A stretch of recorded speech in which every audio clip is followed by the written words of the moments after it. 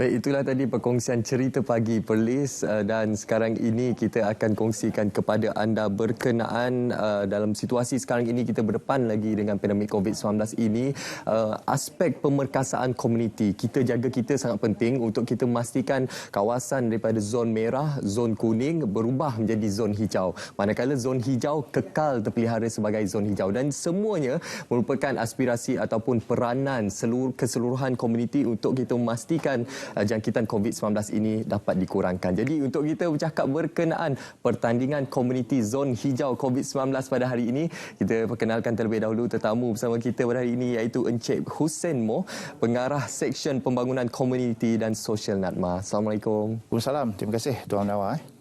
Pertandingan komuniti zon hijau COVID-19, satu pertandingan yang saya kira cukup menarik dan ianya melibatkan banyak pihak, khususnya agensi kerajaan. Mungkin untuk permulaan ini Tuan boleh memberikan pencerahan kepada penonton apakah yang dimaksudkan dengan pertandingan komuniti zon hijau COVID-19 ini. Okey, untuk maklumatlah, sehingga kinilah kerajaan telah banyak mengadakan inisiatif lah dalam untuk mengatasi masalah pandemik COVID-19 ini.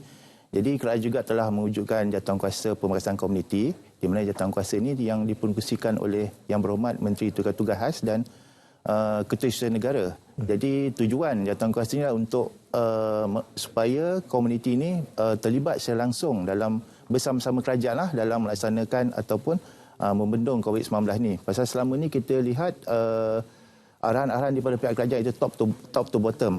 Now kita cuba ubah kaedah di mana bottom to top, di mana komuniti itu memainkan peranan penting lah bersama-sama kerajaan dalam menguruskan pandemik COVID-19 ni. Jadi sebagai salah satu program di bawah pemaksaan komuniti ni, kerajaan telah mewujudkan pertandingan komuniti zon hijau. Komuniti zon hijau ni adalah bertujuan supaya macam tadilah Tuan Menawar mengatakan bahawa perubahan daripada zon merah kepada zon hijau dan juga zon yang hijau tu dia tetap kekal sebagai zon hijau supaya penularan wabak COVID-19 dapat dikurangkan atau dapat dihapuskan lah.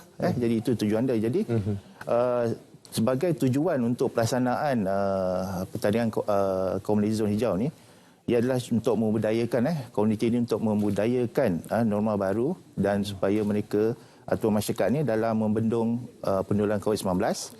Dan juga untuk memperkasakan institusi pentadbiran di kawasan masing-masing, iaitu di peringkat komuniti, kerana kita ada macam JPKK, JPKK, KRT, JMB dan juga Persatuan Komuniti. Jadi kita memperkasakan mereka ni untuk memberi nasihat kepada komuniti di bahagian masing-masing supaya untuk melindungi diri, keluarga dan juga komuniti. Dan juga kita menggalakkan kerjasama strategik lah di antara ketua-ketua komuniti ni bersama dengan komuniti di kawasan masing-masing dengan agensi kerajaan, NGO dan juga pihak swasta, di mana semua pihak terlibatlah sebagai whole of society terlibat dalam pengurusan ataupun untuk membendung COVID-19 ni. Dan untuk makluman, pertandingan komuniti zon hijau ni kita ada dua kategori, iaitu zon bandar, kategori bandar dan juga kategori luar bandar. Di mana untuk kategori luar bandar ni akan diteraju oleh Kementerian Luar Bandar lah, KPLB, dan juga bagi zon bandar adalah KPKT, Kementerian Perumahan Kerajaan Tempatan. Jadi dua kementerian yang akan melaksanakan pertandingan komuniti zon hijau ini. Cukup menarik sekali objektif dan juga aspirasi bagi pertandingan komuniti zon hijau COVID-19 ini. Mungkin ada yang tertarik, yang sedang menonton kita sekarang ni, yang berminat untuk menyertai pertandingan ini. Bila ianya bermula dan bagaimana mereka boleh menyertai pertandingan ini? Okey, untuk makluman pertandingan komuniti zon hijau ini adalah berbentuk komuniti. Dia bukan pertandingan bagi individu. Jadi pertandingan ini dia akan mula dinilai lah pada masa ini. Kita telah mengadakan komitmen dengan kerajaan negeri dan juga pihak-pihak yang berkaitan, di mana pertandingan akan dimulakan dari bulan Mei sehingga bulan September. So penilaian itu akan dibuatlah, dan di mana insya-Allah pada bulan 10 nanti kita akan buat pengumuman pemenang lah. So kerana untuk makluman pada bulan 10 ni adalah panggil bulan kesiapsiagaan bencana. Jadi kita mengambil peluang pada bulan tersebut kita untuk mengumumkan pemenang pertandingan ini. Di mana kalau kita lihat kita tengok kepada pertandingan untuk luar bandar di bawah KPLB, kita ada dua kategori lah di bawah luar bandar, iaitu kampung tradisional dan rumah panjang dan juga kampung orang asli. Jadi kita bezakanlah di antara kampung biasa dan kampung asli. Dan bagi kategori bandar, kita khusus kepada pengurusan strata jenis flat, pangsapuri, apartmen, kos sederhana rendah. Kita spesifik pada situ yang berada di bawah kawalan PBT, pihak berkuasa tempatan, majlis pembandaran dan juga majlis atau Dewan Bandaraya. Jadi coverage tu kepada seluruh negara lah. Jadi kalau kita lihat pertandingan ni yang saya maklumkan tadi, ia berbentuk kepada komuniti dan pencalonan dia adalah datang daripada komuniti itu masing-masing jugalah. Kalau di luar bandar tu kita ada JPKK, OA orang asli, dan dia diluluskan di peringkat daerah dan juga akan sebenarnya pendekkan oleh kerajaan negeri, SUK negeri. Jadi pertandingan ni dia lebih nampak formal lah. Jadi pencalonan tu bukan semua orang boleh masuk, tapi kita galakkan semua yang benar, tapi kita ada senarai pendek tu daripada kerajaan negeri. Sama juga dengan di peringkat bandar KPKT, di mana pencalonan tu adalah daripada sama ada JMB, ketua komuniti di kawasan masing-masing, dan juga KRT akan dibawa kepada PBT dan juga akan diluluskan, akhirnya akan dipertimbangkan sebagai senarai pendek oleh kerajaan negeri, SUK negeri. Jadi pencalonan ni kaedah dia seperti tadilah yang saya maklumkan tadi. Cukup menarik pertandingan ini. Ia bukannya disertai oleh individu, sebaliknya memerlukan semangat komuniti secara keseluruhannya untuk menjaga kawasan masing-masing terus kekal hijau. Jadi dari segi kriteria ataupun kaedah penilaian bagaimana untuk pertandingan ini? Okey, macam saya maklumkan, program ni lebih bentuk community base. Jadi apa yang kita nilaikan adalah lebih kepada komuniti.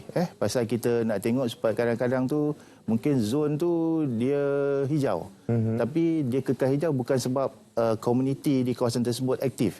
Jadi mungkin penilaian tu kita tak akan pertimbangkan lah. Jadi apa yang penting pertimbangan kita ialah antaranya ialah inisiatif atau langkah di peringkat komuniti tu. Apa yang mereka lakukan untuk memastikan bahawa terdapat perubahan daripada zon merah tu ataupun zon hijau, kekal zon hijau, atau zon merah kepada zon hijau. Dan yang juga kita melihat kepada pembudayaan norma baru di kawasan masing-masing dan juga pematuhan SOP. Itu penilaian dia juga. Dan juga kerjasama di antara komuniti tersebut, ketua-ketua komuniti dengan agensi lain. Pasal kita tahu bahawa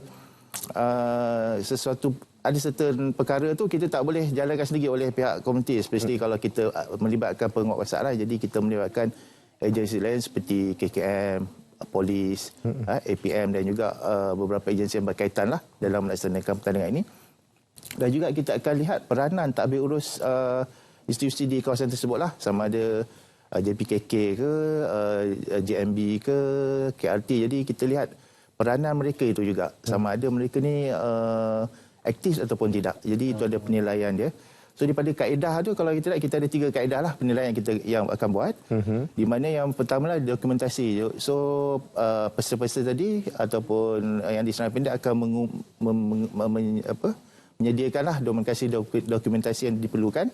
Dan juga kita minta mereka menyediakan satu video ringkas dalam 5 minit hingga 7 minit supaya untuk menunjukkan pelaksanaan yang mereka lakukan. Jadi kita nampak secara visual lah. Kadang-kadang tulis tu kita boleh dan secara bergambar, tapi kadang kita nak mereka buat nampak lah. Dan juga yang ketiga ialah lawatan penilaian oleh ahli panel. So ahli panel juga akan pergi ke kawasan-kawasan yang disenarai pendekkan tadi untuk membuat penilaian. Tadi Tuan dah terangkan bagaimana dari segi kaedah penilaian. Sekarang ini mungkin ramai yang ingin mengetahui dari segi konsep dan skop pertandingannya bagaimana.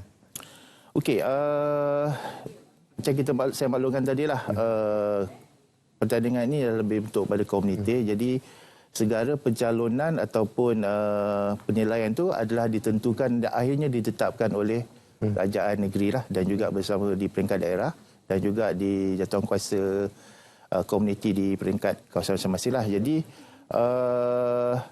untuk makluman lah, setiap negeri untuk bagi kawasan luar bandar ni dari segi pencalonan setiap negeri kita dicalonkan 5 pencalonan kampung lah di setiap negeri. Di Semenanjung dan di Sarawak akan dicalonkan sebanyak 10 pencalonan, Sabah 8, wilayah Persuan Labuan dan juga kampung asli akan kita calonkan 10 untuk satu Malaysia lah.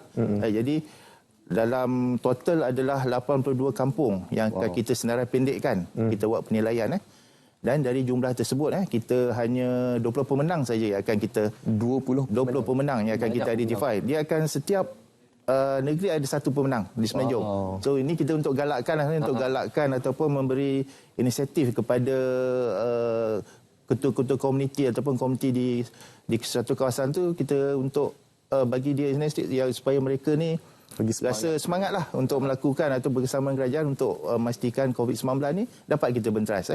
Jadi 20 pemenang tu, di mana setiap negeri satu di Semenanjung, di Sabah kita akan ada 2 pemenang, Sarawak 3 pemenang dan Kampung Asli kita ada 3 pemenang. So kita akan bagi jumlah pemenang dan juga sama juga dengan di kategori bandar, di mana 2 calon bagi setiap negeri akan kita cadangkan lah. So pemenang adalah satu negeri satulah. Jadi kita ada 14 nanti. Jadi altogether pemenang nanti dalam 34 pemenang lah. Kita sebenarnya bukan, dia lebih sebagai satu insentif daripada kerajaan lah untuk diberikan kepada komuniti yang bertindak bekerjasama dengan kerajaan lah untuk bersama-sama membenteras ataupun membendung untuk wabak COVID-19 ni. Seperti yang Tuan nyatakan tadi, setiap negeri akan ada pemenangnya untuk pertandingan komuniti zon hijau ini. Yes, pasti mungkin Tuan boleh kongsikan juga apa dari segi hadiah untuk pemenang-pemenang ini. Okey, untuk makluman semua bahawa YB Perdana Menteri akan membuat pelancaran lah untuk pertandingan komuniti zon hijau COVID-19 ni pada 28 April ni. Jadi pada kita better tunggulah pengumuman yang akan ataupun ucapan yang akan dilakukan oleh YB Perdana Menteri. Jadi apa yang saya boleh katakan bahawa hadiah agak lumayan lah. Lumayan untuk setiap kampung ataupun pihak-pihak pengurusan strata ni untuk dapatkan hadiah itulah. Jadi digalakkanlah supaya penglibatan kesemua ni ketua-ketua di peringkat komuniti ni terlibat dalam pertandingan ni. Okey Tuan, mungkin untuk sekarang ini Tuan boleh kongsikan bagaimana kalau ada penonton yang ingin mengetahui dengan lebih lanjut berkenaan pertandingan komuniti zon hijau ini, bagaimana mereka boleh mengetahuinya? Okey, untuk kedua-kedua pertandingan ni di mana di luar bandar, boleh hubungi di Kementerian Luar Bandar lah, KPLB, dan juga di bandar boleh menghubungi KPKT mereka untuk mendapatkan penjelasan detail lah mengenai kaedah pertandingan ini.